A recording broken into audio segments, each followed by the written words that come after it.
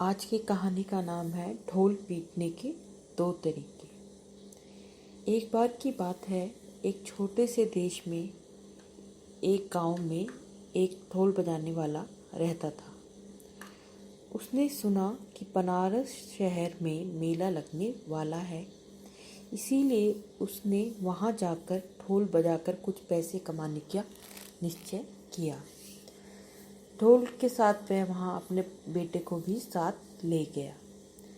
दो ढोल वादक पिता और पुत्र बनारस के मेले में गए। वहाँ वे बहुत सफल रहे। सभी ने उनका ढोल बजाना पसंद किया और उन्हें उदारता से काफ़ी पैसा दिया। जब मेला समाप्त हुआ तो दोनों ने अपने गांव का रास्ता पकड़ा।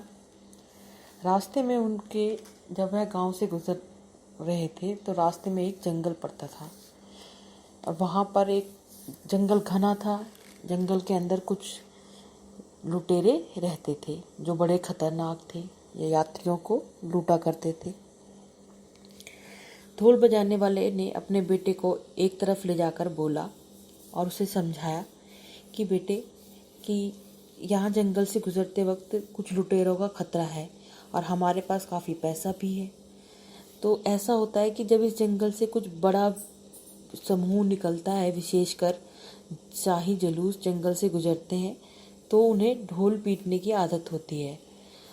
अंगरक्षक नियमित अंतराल पर बहुत ही सम्मानजनक तरीके से, जैसे कि उन्हें किसी का डर नहीं, वह ढोल को पीटते हैं, चुप रहते हैं, फिर लयबद्ध तरीके से दोहराते हैं।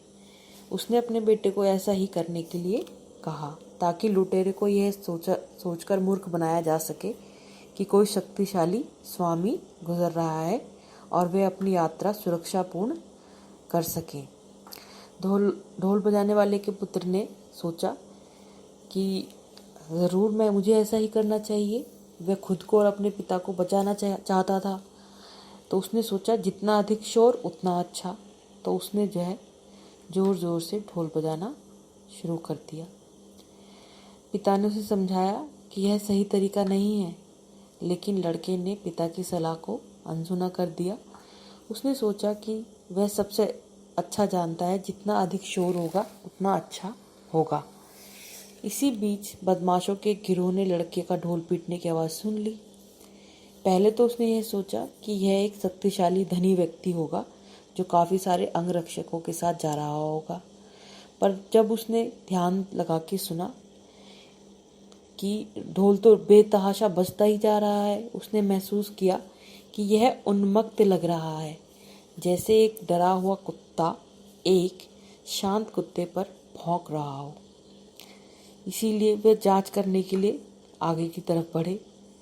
तो उन्होंने जंगल के अंदर मार्ग पे केवल पिता और पुत्र को पाया। तो उन्होंने देखा कि उनके पास कुछ धन भी है जो उनकी कमर से लटक रहा है। तो उन्होंने उनकी काफ़ी पिटाई करी, उनका धन छीन लिया और वापस जंगल में भाग गए। तो इस कहानी से हमने यह सीखा कि अति सर्वत्र वर्जते, अति करने से पतन होता है। धन्यवाद।